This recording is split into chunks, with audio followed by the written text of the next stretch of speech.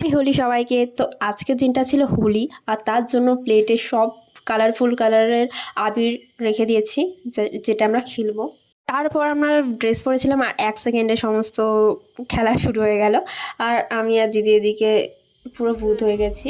আর সব থেকে বড় ভূত হয়েছে যে আমার মা পুরো পটাশ কালার মেখে পুরো, মানে কি বলবো। আর এই যে এদিকে দুটো ভূতকে দেখতে পাচ্ছ, কাউকে চেনাই যাচ্ছে না।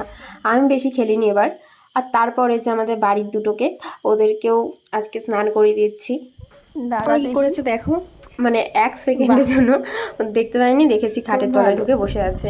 আর সন্ধ্যাবেলায় দিদি এদিকে বসে পড়েছে একটা টপের উপর, মানে একটা সেলাই, মানে সুন্দর একটা ডিজাইন এমব্রয়ডারি। করার জন্য। আর সেটা কমপ্লিট হলে তোমাদেরকে অবশ্যই দেখাবো। আর তারপর মা গেছিলো আজকে মায়াপুরে, সেখান থেকে নিয়ে এসছে আমাদের জন্য এই যে এটা কচুরি না কি একটা বলে, যাই হোক। আর নিয়ে এসেছিল রানা প্রভু দোকানের ভেজ বিরিয়ানি। সেটা খেয়ে আজকের মতো ডিনারটা কমপ্লিট করে ফেললাম। তো ভিডিওটা কেমন লাগলো অবশ্যই কমেন্টস করে জানিও, আর ভালো লাগলো অবশ্যই সাবস্ক্রাইব করে দিও। তো দেখা হচ্ছে না ভিডিওতে, টাটা।